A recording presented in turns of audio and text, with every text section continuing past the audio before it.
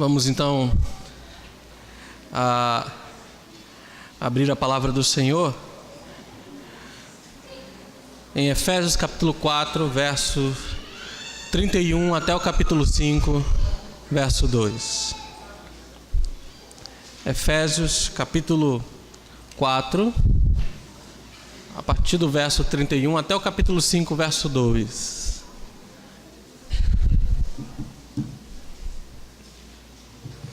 Efésios 4, de 31 a 5, 2.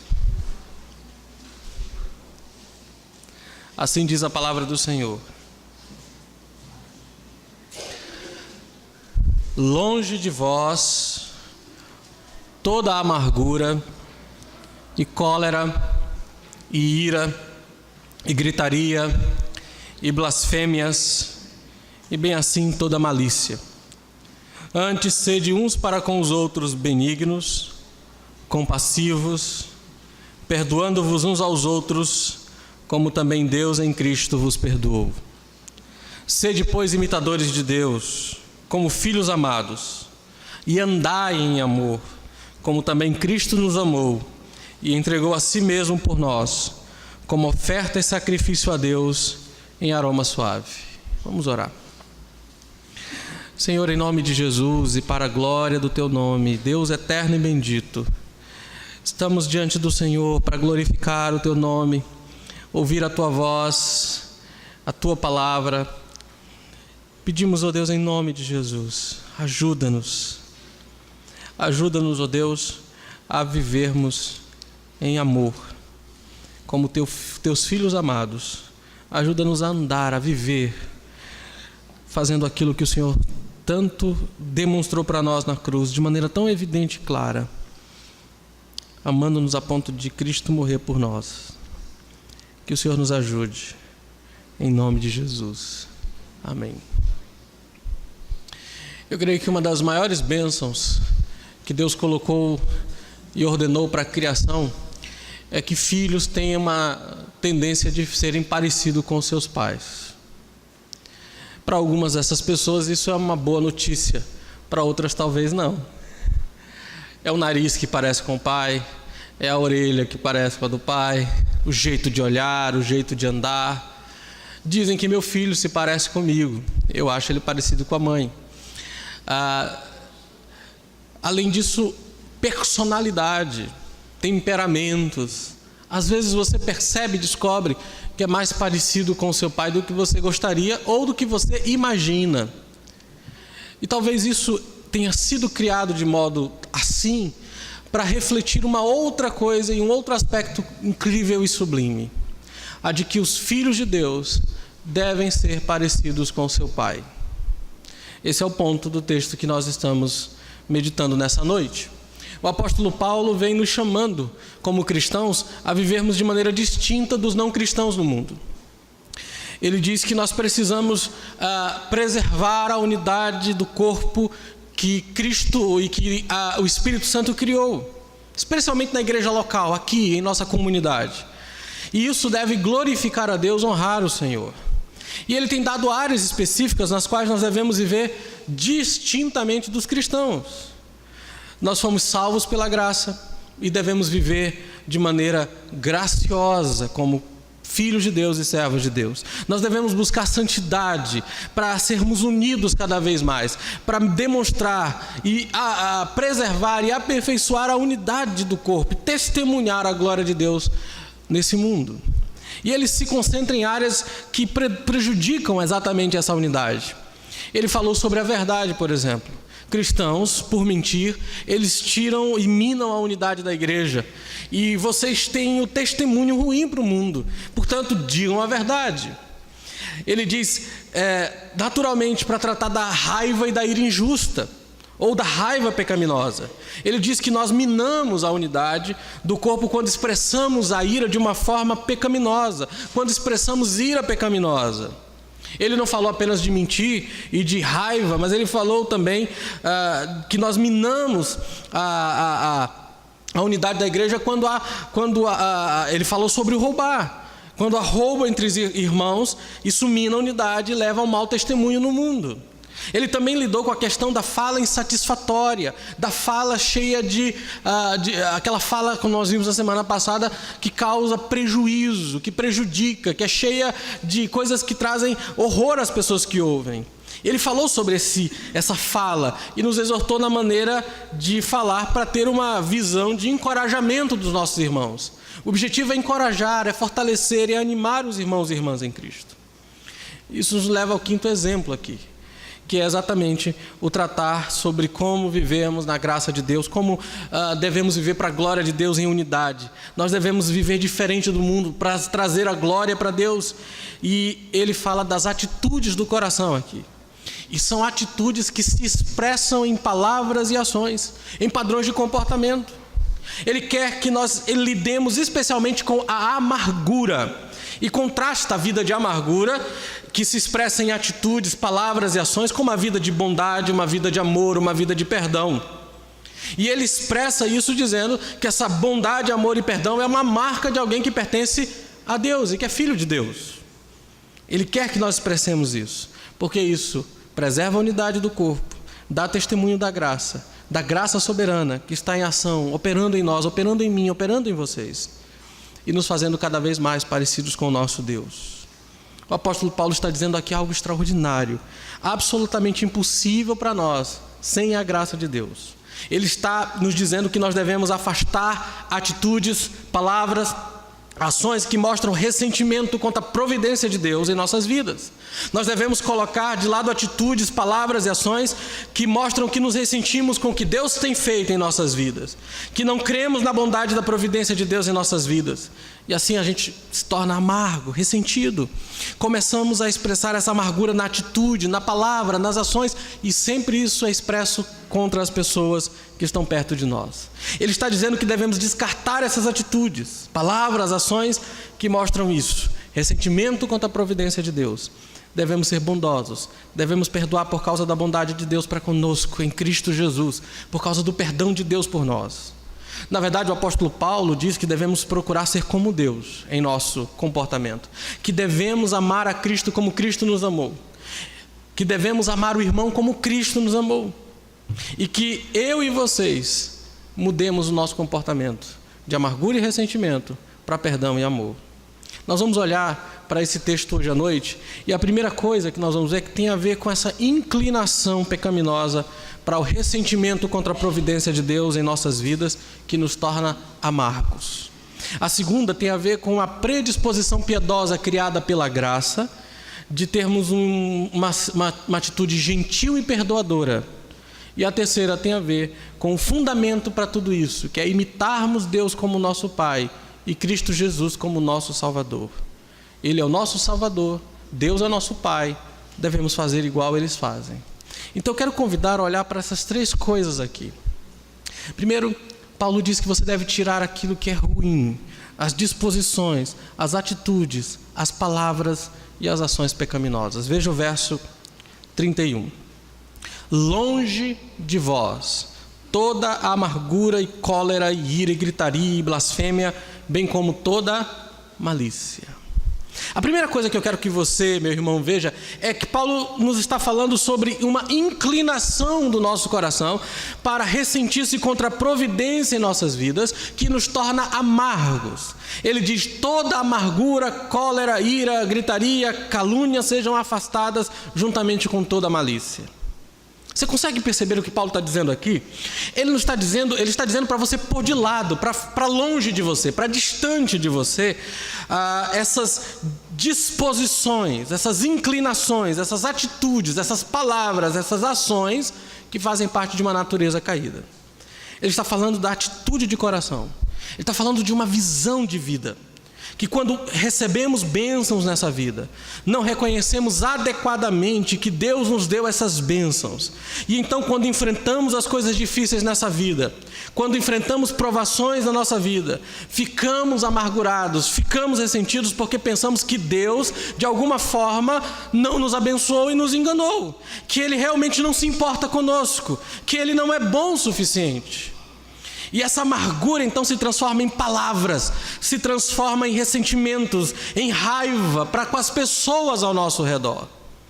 é expressa em atividade verbal, gritaria, malícia, blasfêmia, mas também expressa numa atitude de coração que traz má vontade para com as outras pessoas, que se ressente dos outros, que tem bênçãos que nós não temos, não se alegra com os outros quando eles têm bênçãos, pensa que Deus é melhor para outras pessoas do que para nós mesmos. Ele está falando aqui sobre uma questão de atitude fundamental, a amargura do coração.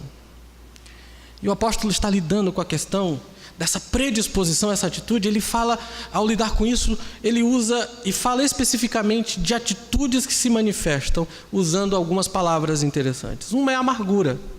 Longe de vós toda amargura. Essa é a palavra central. E todas as outras, cólera, ira, gritaria, blasfêmias, fluem dessa primeira.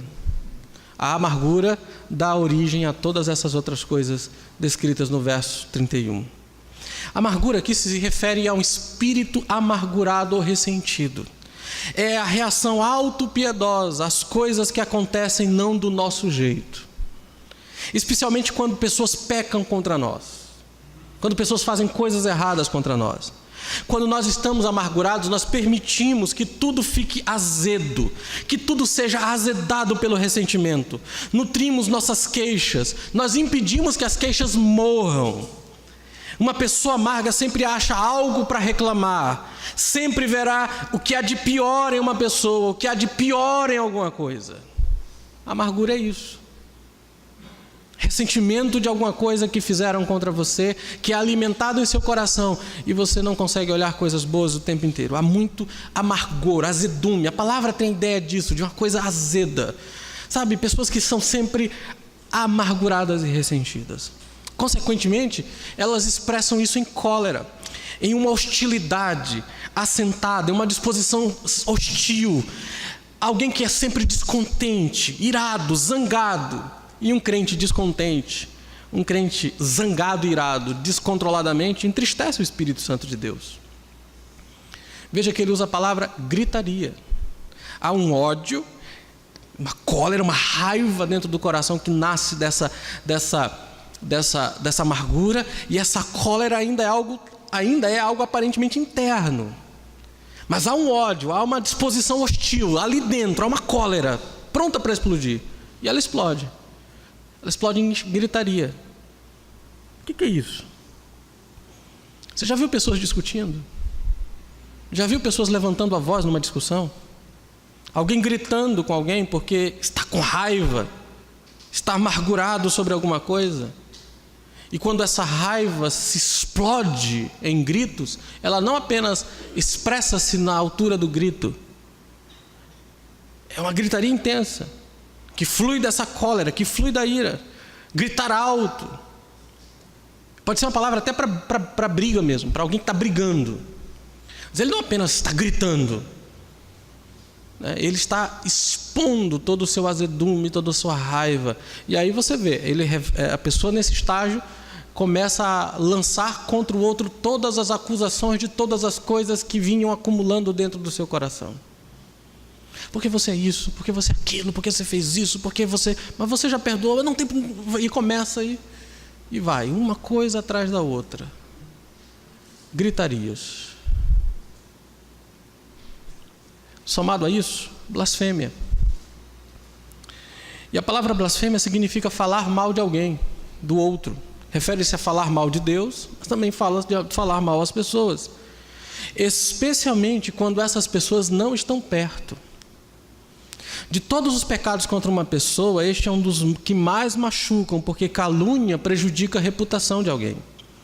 E uma vez que você foi caluniado ou caluniou alguém, nunca será removido completamente a impressão e a dúvida persistente que permanece daquela calúnia. E o 9º mandamento proíbe isso. Se você fala mal de alguém, por trás dele ou pela frente, se você fala mal de alguém, meu querido, você quebrou o 9º mandamento.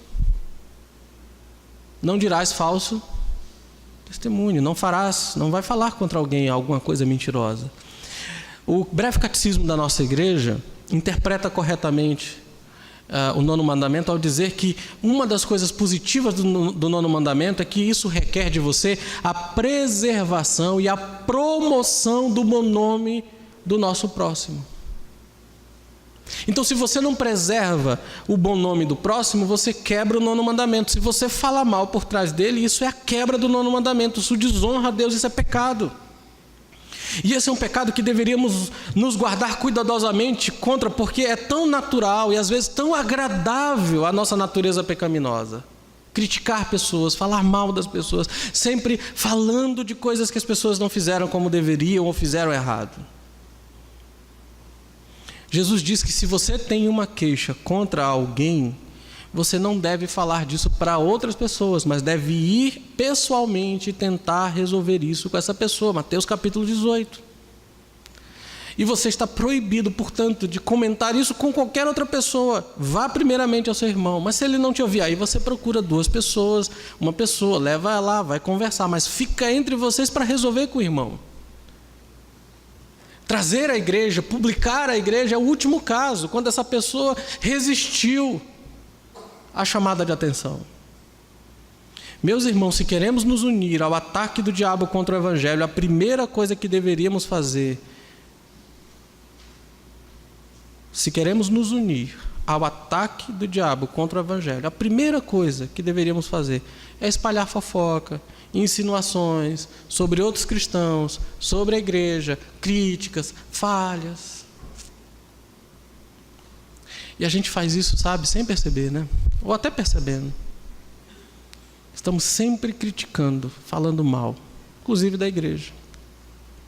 Mas se queremos fazer parte e comungar e sermos parecidos com o nosso Deus, no lugar da blasfêmia, nós vamos ver o que vai ter. Tenha cuidado com isso. É pecado, meu querido.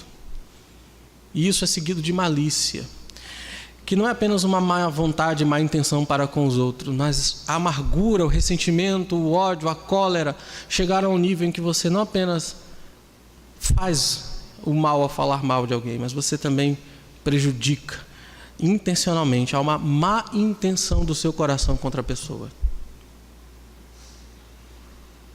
E o apóstolo Paulo está dizendo que essas atitudes complexas, essa predisposição do coração, ele diz isso tem que estar longe de vocês. Não deve fazer parte de vocês. Porque nós devemos ser diferentes do mundo. Devemos ser distintos. Isso sugere que essas coisas não são removidas automaticamente em nossa conversão.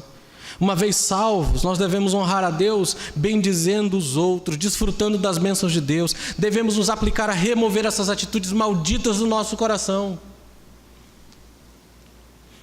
Mas você entende que sob essa mentalidade, meus irmãos, está essa predisposição, essa visão de vida, essa atitude expressa em palavras e ações, está fundamentalmente um ressentimento contra a providência de Deus. Quando você chega a esse ponto na vida, em momentos que são difíceis, pensando em seu coração, mesmo que você não diga isso em voz alta, mas o que está por trás disso é esse tipo de atitude. Deus não tem sido bom para mim, Deus não tem sido bom o suficiente, Ele fez coisas, Ele não permitiu as bênçãos que eu queria, eu não mereço isso, eu mereço mais do que isso, não é justo, eu tenho sido fiel a Ele, eu tenho orado, tenho ido à igreja, tenho dado meu dízimo, não é justo que Ele faça isso. E então constrói, até que haja uma atitude, um coração de amargura que começa a se expressar em ações e palavras. E quando você está cheio desse ressentimento contra a providência de Deus, você é amargo com todo mundo, com a igreja, com sua família, com sua esposa, com seus filhos, com o pessoal do trabalho. Você tem um olhar absurdamente crítico, você só consegue ver defeito em tudo. E é horrível conviver com gente assim. Só vê crítica e coisas ruins e fala o tempo inteiro. É chato viver com gente assim. É negativo, é ruim, é pesado. Mas o que está por trás é isso. Jesus falou sobre isso em uma das suas parábolas mais famosas. Eu queria que você abrisse sua Bíblia em Lucas 15. É a parábola do filho pródigo. A gente olha para o filho pródigo, acha a história bonita, mas esquece que tem um outro filho na história. Vocês lembram do outro filho? Tem um outro filho na história. O filho mais velho que ficou em casa. Quando ensinamos essa parábola, muitas vezes nos concentramos no filho mais novo, como razão. É uma história incrível. Você não acha?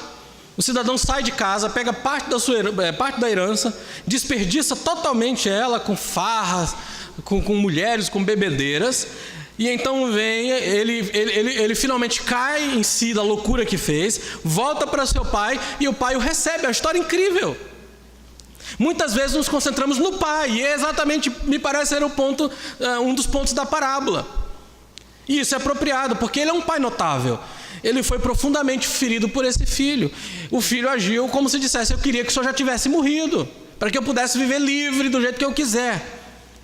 Mas ainda assim, com braços abertos, ele recebe o filho de volta. Mas sabe, Jesus, eu acho, provavelmente, ele quer principalmente que pensemos em uma outra pessoa dessa parábola.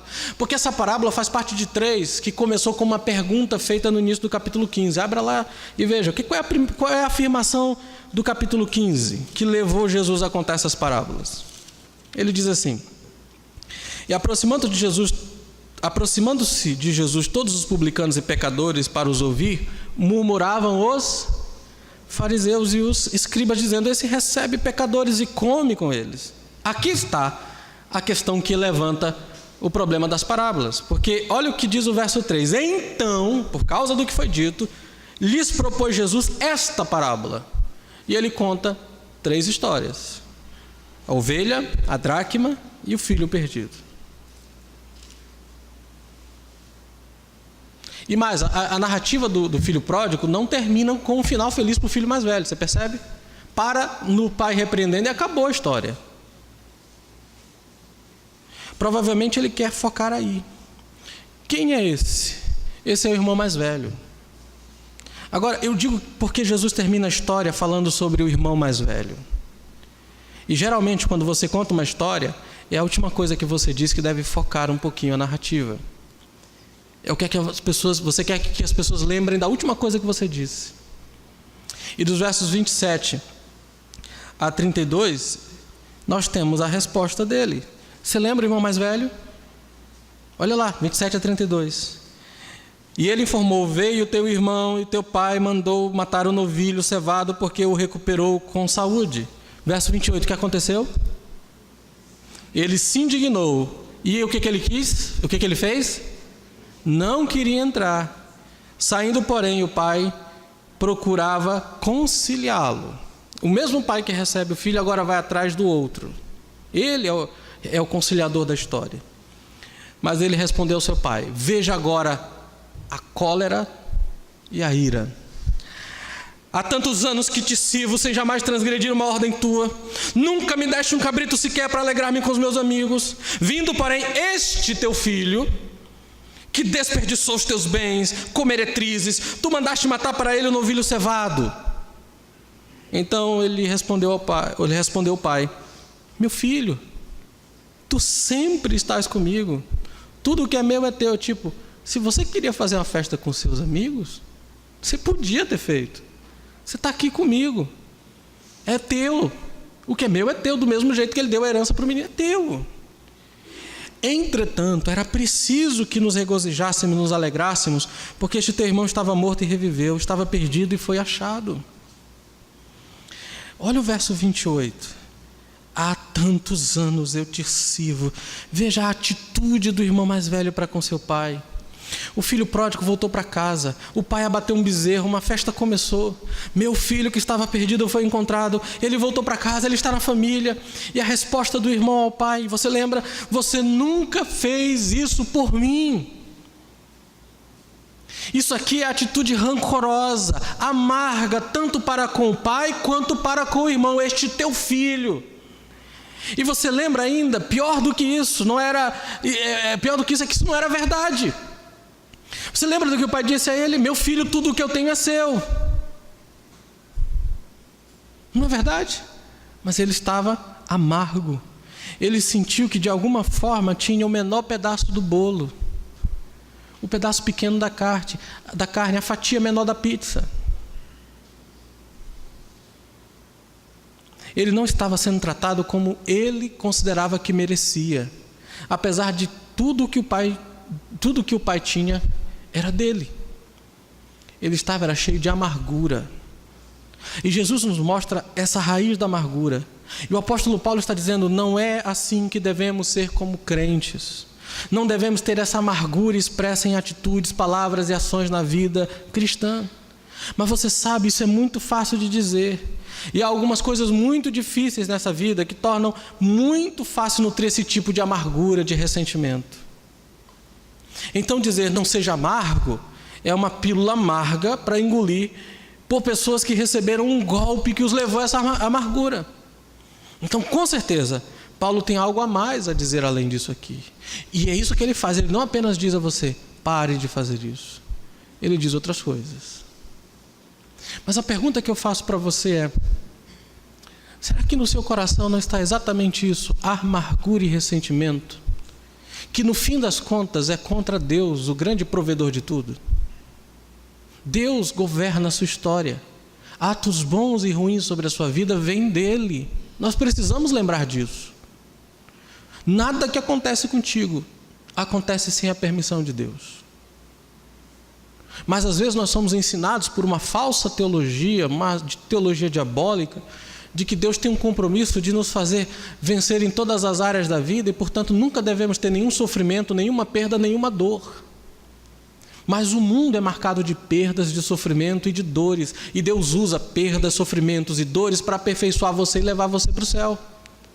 As tribulações enviadas por Deus são para nos aperfeiçoar o caráter. Mas podemos reagir a isso com amargura, achando que Deus não é tão bom assim conosco, como nós imaginamos. Muitas pessoas têm saído da igreja por ressentimentos com Deus e com as pessoas. A amargura dos seus corações não as permitirá viver plenamente na comunhão com os santos e na comunhão com Deus. Elas sempre acham que recebem menos do que merecem. E se você tem agido assim, é hora de deixar essas coisas longe de você, isso, querido. Longe de você essas coisas. Ao invés do ressentimento do filho pródigo, deveríamos pensar como Jó. Deus me deu, Deus me tirou, louvado seja Deus. Recebemos o bem de Deus, não receberemos de igual modo o mal. E sem pecar contra o Senhor, longe de nós toda amargura e ressentimento. Ao invés disso, diz o apóstolo, verso 32, sejam gentis e perdoem uns aos outros, à luz do perdão de Deus por vocês. Veja a segunda coisa no verso 32. Antes, sede uns para com os outros, benignos, compassivos, perdoando-vos uns aos outros, como também Deus em Cristo vos perdoou. Sede benignos uns para com os outros. Paulo não diz para nós para simplesmente não sermos amargos, mas também sermos gentis e perdoarmos uns aos outros. E ele diz, sejam bondosos e perdoadores uns com os outros, à luz do perdão de Deus a vocês. Você vê, o apóstolo Paulo não só diz que, em flagrante contraste com essa vida de amargura, em que nos ressentimos com o que Deus fez e duvidamos de sua vontade, nós devemos viver uma vida de bondade e perdão. De bondade e perdão. E não vamos fazer isso apenas porque decidimos fazê-lo. Nós vamos fazer isso porque temos percebido que é isso que Deus faz com a gente. É isso que Deus tem feito conosco. Deus foi gentil conosco quando nós não merecíamos que Ele fosse amável conosco. Ele tem nos perdoado quando não merecíamos o seu perdão. E assim você vê, o apóstolo Paulo está dizendo, essa é a chave, irmãos. É somente quando você percebe que você é o destinatário de uma bondade que você não merecia. É somente quando você percebe que você é destinatário e é receptor e recebe de Deus um perdão que você nunca mereceu. Quando você percebe isso, você está livre do poder da amargura para perceber que Deus tem sido melhor para você do que você ousou sonhar.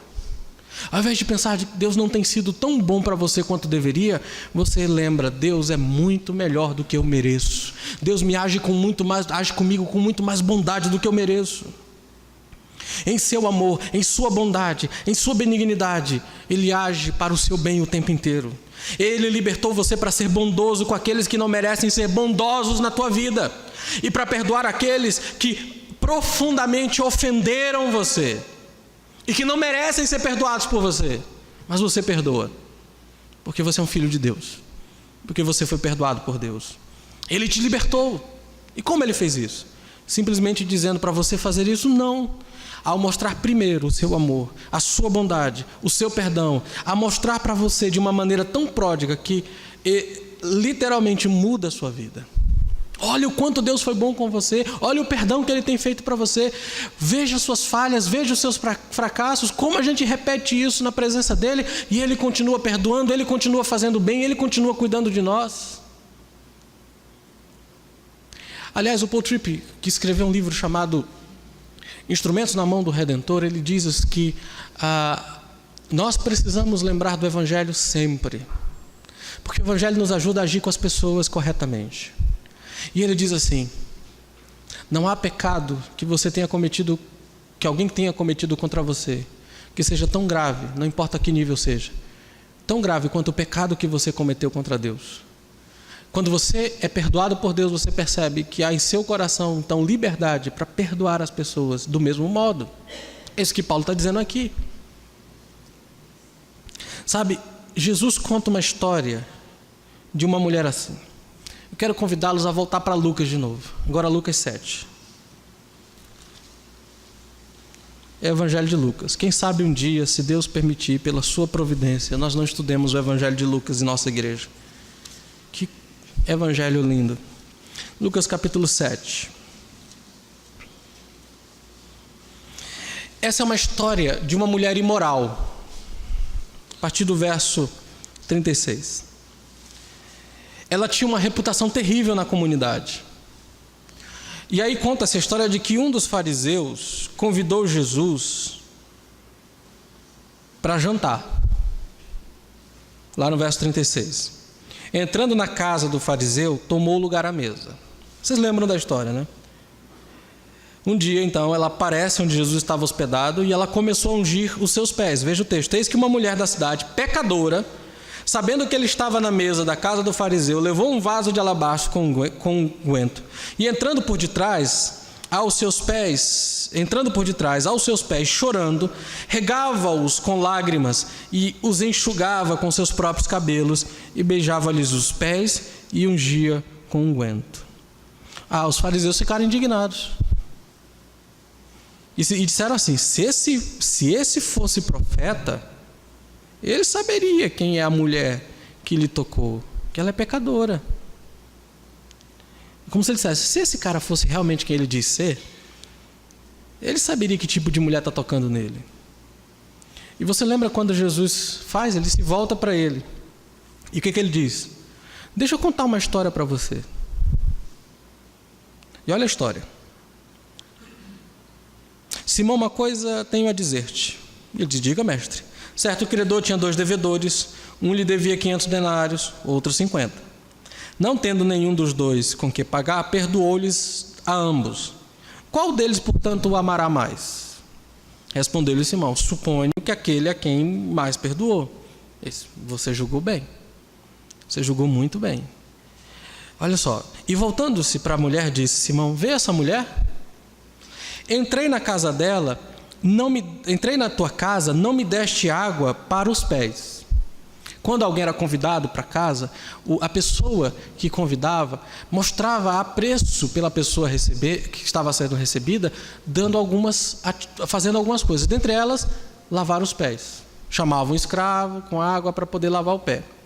Outra coisa, dava um beijo para receber essa pessoa.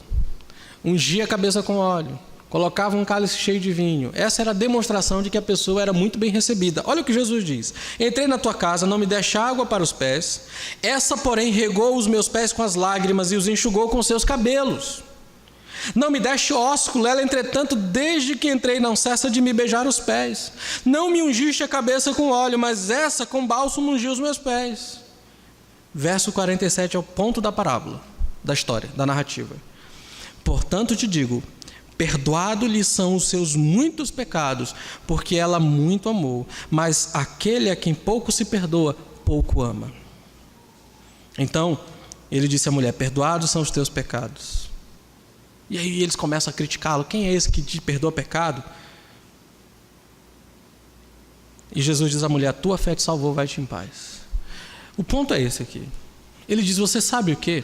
Essa mulher ama muito, porque ela foi perdoada muito. E você ama pouco, porque você foi pouco perdoado. Em outras palavras, Jesus está atacando as atitudes dessas pessoas. Eles não acham que precisam de perdão e, consequentemente, não amam como deveriam amar. Mas essa mulher sabe que ela precisa de perdão, e ela tinha recebido o perdão gracioso de Jesus Cristo, e ela amou com todo o seu coração. E esse perdão mudou radicalmente a atitude do coração dela, mudou a vida dela. E você vê, o ponto de Paulo é exatamente esse, é o ponto do nosso Senhor Jesus. Ele simplesmente está dizendo: aqueles que foram perdoados muito são capazes de amar e de perdoar muito. Aqueles que percebem que foram muito perdoados por Deus em Cristo estão assim dispostos a amar muito, estão preparados para perdoar. Assim, meus queridos, o segredo de não viver com essa vida amargurada, e em vez de viver uma vida de bondade, de perdão, é perceber a graça de Deus por nós em Cristo Jesus. Eu volto a dizer, nós precisamos ser misericordiosos e pacientes com os outros, e o modelo sempre é o nosso Senhor. Deus é incrivelmente perdoador e misericordioso conosco. Se você não tiver percebido a grandeza dessa graça, eu posso te dizer, meu querido irmão, meu querido amigo, que você não pode fazer o que o apóstolo Paulo está dizendo para você fazer essa noite. Naquela área da sua ferida mais profunda nessa vida, não basta só dizer: pare de ser amargo, comece a ser gentil. Tem que haver alguma coisa a mais. E essa alguma coisa a mais, essa experiência predominante, sobrenatural, esmagadora que deve existir, é do perdão de Deus, é do amor de Deus em Cristo Jesus.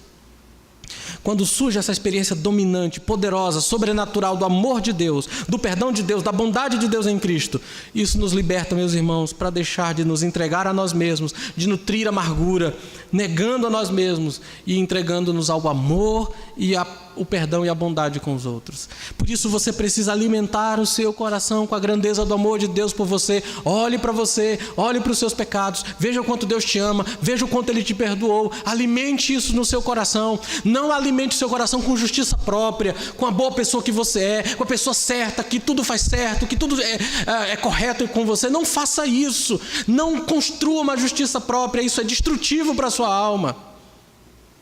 Olhe que apesar de você ter algumas coisas certas e corretas, você é um pecador que estava condenado à ira de Deus, ao ódio de Deus, à condenação de Deus, e Ele em Cristo Jesus amou você, perdoou os seus muitos pecados, simplesmente cancelou todos eles, e continua te amando, e continua te perdoando, e todas as vezes que você pecar, você dobra os seus joelhos, pede perdão, sinceramente Ele perdoa você, Ele não lança isso em rosto, Ele continua a ter paciência com você todos os dias da sua vida. Alimente isso no seu coração. E aí quando as pessoas forem assim com você, quando elas falharem contra você, quando elas ferirem você, você estará pronto e liberto para agir com elas do mesmo modo que Deus age com você. Esse é o ponto de Paulo. Ele não apenas diz: tire essas coisas, mas ele diz: olhe o que Deus fez por você. Ao invés de nos ressentirmos com a providência de Deus, achando que Deus não é tão bom assim conosco como nós gostaríamos, nós devemos encher o nosso coração do Evangelho e descobrir que Ele é muito mais bondoso do que nós merecemos. Que Ele é cheio de um amor e de misericórdia que nós nunca mereceremos. Não podemos ser como os fariseus, cheios de críticas e de amarguras, mas como genuínos cristãos que sabem o que é ser amado por Deus e que, consequentemente, amam os outros, perdoam os outros. É assim que eu e você devemos ser. E essa é a nossa batalha diária. É isso que o apóstolo Paulo está dizendo. Seja gentil, perdoe o seu irmão, precisamente porque percebemos quão gentil, perdoador Deus, nosso Pai, tem sido para conosco em Cristo. É isso que ele diz em Efésios. Antes, sede uns para com os outros benignos, compassivos, perdoando-vos. Aliás, perdoando-vos aqui está no tempo presente, perdoando o tempo inteiro, uns aos outros. E o modo é esse, do jeito que Deus perdoa você em Cristo. Não pode ser diferente, não menos do que isso. Isso vai envolver conversar, confrontar, muitas vezes vai envolver simplesmente passar por cima disso. Alguns dos nossos pecados exigem de nós apenas a paciência de suportar. Mas Deus quer que você perdoe seu irmão o tempo inteiro. Perdoando-vos é exatamente essa ideia, todo o tempo perdoando. Então essas são as coisas. Mas por que eu devo fazer isso?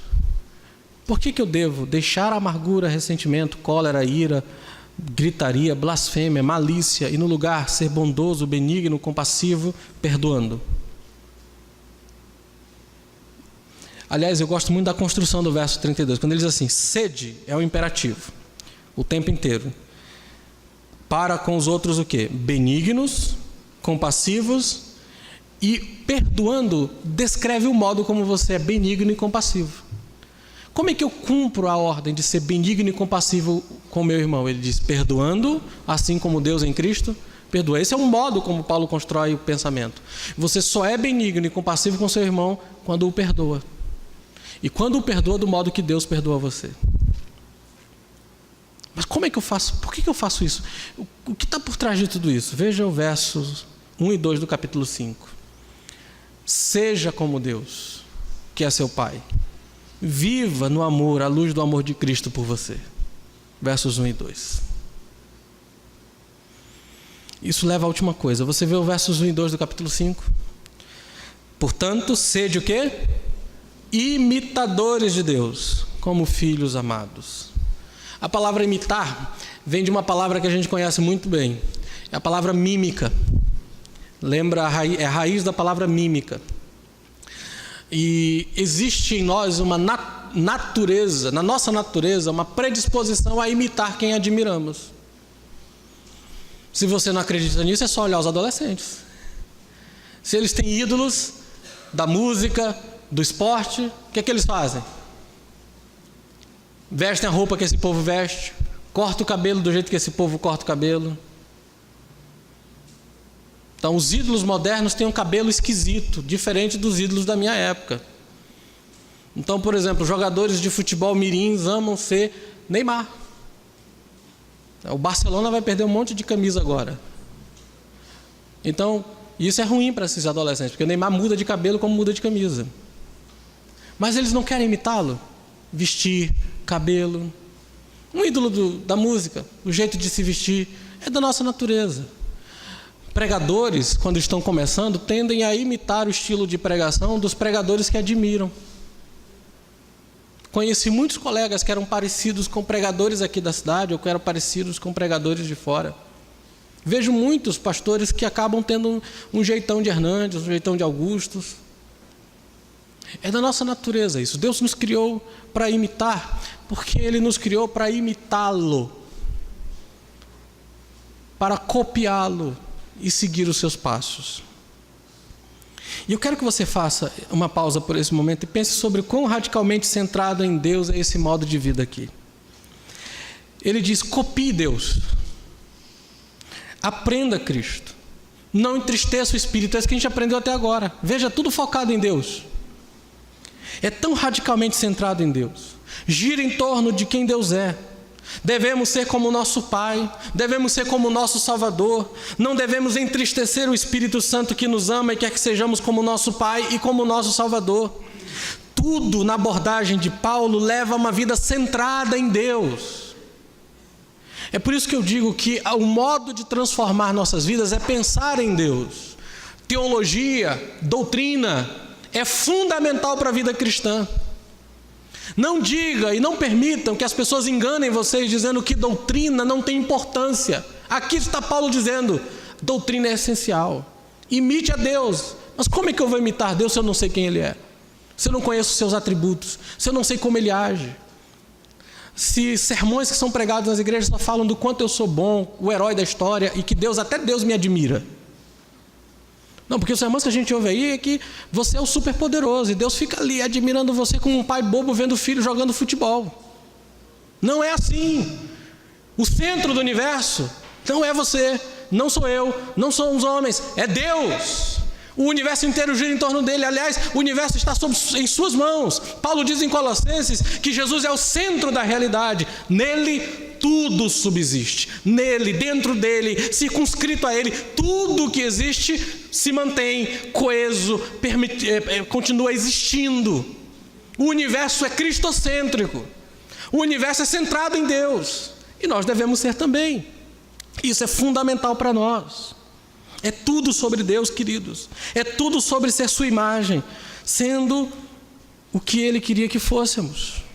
Mas observe também os fundamentos da graça ensinada por Paulo sobre a vida cristã. Nós devemos ser gentis, nós devemos ser perdoadores, devemos ser bondosos. Por quê? Por causa do amor e da bondade, da misericórdia e do perdão de Deus por nós.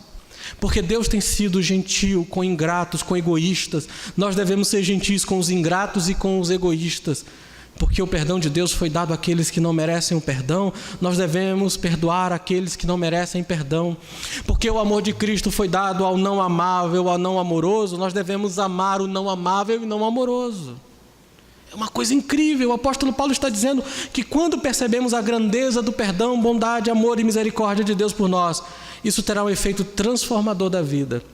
De modo que, em vez de sermos voltados para nós mesmos, amargurados por Deus não nos ter dado o que realmente nós achamos que merecemos, de repente percebemos: Senhor, não merecemos nada e você nos deu tudo, tu nos deste tudo.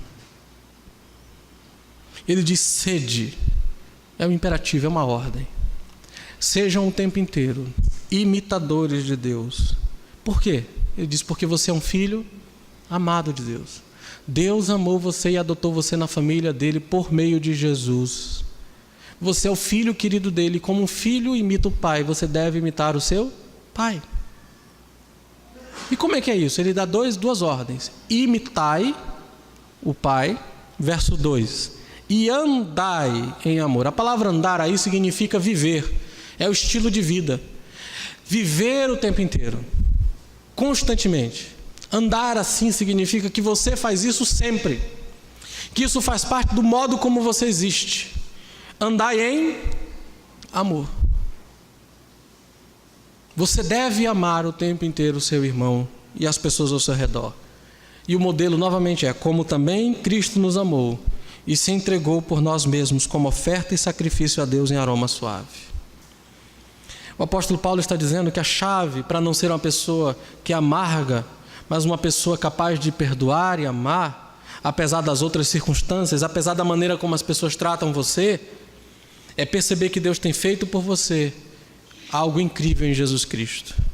Quando essa percepção acontece, ela leva a uma congregação de pessoas que são capazes de tolerar o pecado uns dos outros, que são capazes de ser bondosos e ternos uns para com os outros, que são capazes de perdoar uns aos outros, que são comprometidos em fazer o bem aos outros, que querem encorajar uns aos outros, que querem edificar uns aos outros, que querem o crescimento do outro.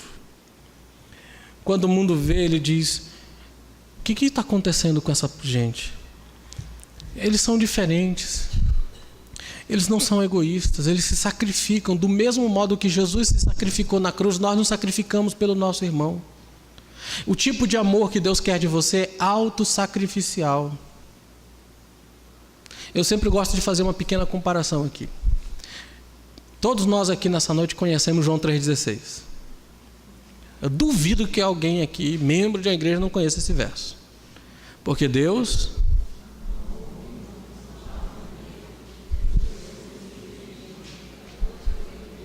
não pereça, mas vocês não sabem de qual 1 João 3,16. Vamos lá? 1 João 3,16. Digam.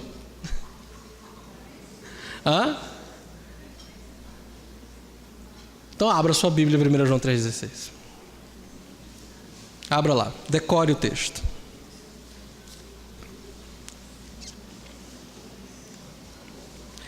Nisto conhecemos o amor. Você sabe o que é amor? Nessa era de tolerância com o pecado dos outros, a raiz dessa tolerância é amor. Não, você tem que amar tolera, amar amor. Toda forma de amor. essas pessoas não sabem o que é amor. O mundo não sabe o que é amor. Você quer saber o que é amor? Olha o que João diz: nisto conhecemos o amor. Isso aqui é amor. Olha o que ele diz: Cristo deu sua vida por nós. Isso é amor. Amor é Cristo morrendo em nosso lugar, sofrendo para que nós não soframos, para que tenhamos perdão, para que sejamos aceitos. Agora vem a aplicação. Qual é a aplicação? E devemos dar nossa vida pelos nossos irmãos. João está dizendo a mesma coisa que Paulo diz em Efésios 5.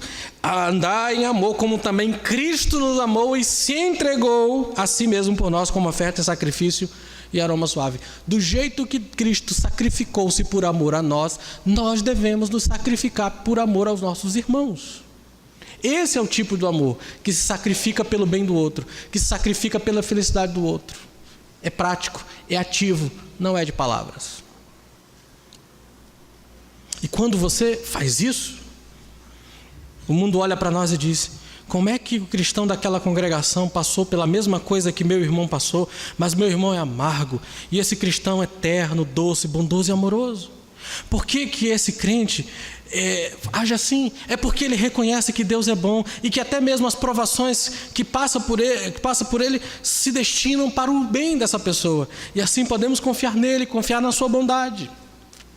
E o que é mais, aquele crente percebe: sabe, o que eu mereço é o inferno, e ele me deu a vida, uma vida com ele agora e para sempre, à custa do sangue do seu filho. O que é para mim perdoar aqueles que me fizeram mal? O que é para mim ser gentil com aqueles que foram indelicados comigo? Eu quero viver essa vida de sacrifício, porque para que a minha vida seja um aroma suave a Deus.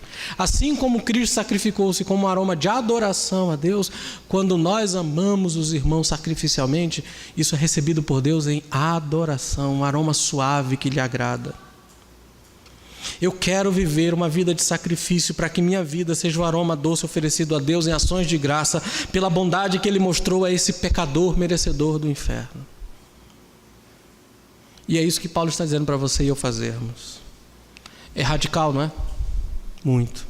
É impossível a menos que você tenha recebido a graça de Deus em Jesus Cristo. Mas é glorioso no que faz para construir unidade desse corpo que testemunha a glória de Deus no nosso meio. É essencial para vivermos como filhos de Deus nesse mundo. Se você não vive assim, em bondade, perdoando, sendo compassivo, sacrificando-se desse modo, você não está imitando o seu pai. Não está se parecendo com ele. Está parecendo com outra pessoa, com outro ser, não com ele. Amargura, ressentimento, ira, cólera não são obras da graça na vida de alguém, são frutos da carne. São a obra da carne, né? Obra da carne. Mas perdão, amor e misericórdia é obra de Deus em você. E quanto mais você vive assim, mais parecido com Deus Pai você é. Mais parecido com Jesus Cristo você é. Quando Cristo estava na cruz e seus detratores zombavam do nosso amado Senhor, criticavam e lançavam injúrias contra o Rei do Universo ali naquela cruz pregada, o Senhor Jesus só pôde dar àquelas pessoas o que Ele tinha para dar. Lembram? Pai, perdoa-os, porque não sabem o que fazem. Em seu lugar, nós daríamos muita coisa dentro de nós: cólera, ira, gritaria. Mas Cristo deu a única coisa que só tinha nele. Não havia outras coisas em seu coração perfeito e santo, a não ser amor, misericórdia, bondade, que Ele demonstrou na cruz. E Ele quer que você faça o mesmo. E é possível para você, porque você é um filho de Deus. Alguns anos depois, Estevão, servo de Jesus Cristo, quando apedrejado pelos fariseus e líderes do Sinédrio, olhou para o céu e viu Cristo assentado esperando, em pé, na verdade, Cristo em pé. Ele então ora ao Senhor dizendo: não lhes impute este pecado. Ele repetiu na sua vida o que Cristo fez na cruz. Você deve fazer o mesmo. Se há ressentimentos em seu coração, hoje é o dia de você perdoar. Hoje é o dia de você lançar para longe de ti amargura, cólera, ressentimentos. Abandone isso. Isso é ofensivo a Deus e destrutivo a você. E impede a unidade dessa igreja, prejudica a unidade da igreja, prejudica a unidade da sua família, prejudica os relacionamentos interpessoais. Peça perdão. Abandone. Alimente seu coração nessa noite com a verdade do Evangelho. Você é mais pecador do que você imagina, mas você é mais amado do que você pensa. São frases do pastor Tim Keller. Lembre-se disso na hora que você vai agir com o irmão que ofende e que trata você mal. Se você entende o grande perdão que você recebeu, conseguirá perdoar desse jeito. E assim você estará imitando o seu pai. Faça isso. Façamos isso. Vamos agir assim, queridos. É o que o apóstolo Paulo diz. Imperativos. Sede imitadores de Deus. Sede compassivos. Perdoem. Andai em amor. É o que diz a palavra de Deus. Baixe sua cabeça e vamos orar. Pai, em nome de Jesus, estamos nós aqui, teus filhos, reconhecendo, Senhor, que sem a tua graça não podemos agir e fazer essas coisas, mas pela tua graça somos capazes de fazê-lo. Obrigado porque o Senhor nos amou muito mais do que merecíamos. Foi compassivo e misericordioso conosco de um modo que não merecíamos de fato. Ajuda-nos a sermos igualmente misericordiosos com o outro, perdoador com o outro, agindo em compaixão com o nosso irmão. Nos ajuda com teu Espírito a sermos teus imitadores, a andarmos como o Senhor quer que andemos, a fazer o que o Senhor manda em tua palavra. Tira de nós toda amargura e ressentimento, ó Pai. Nós te pedimos isso, em nome de Jesus.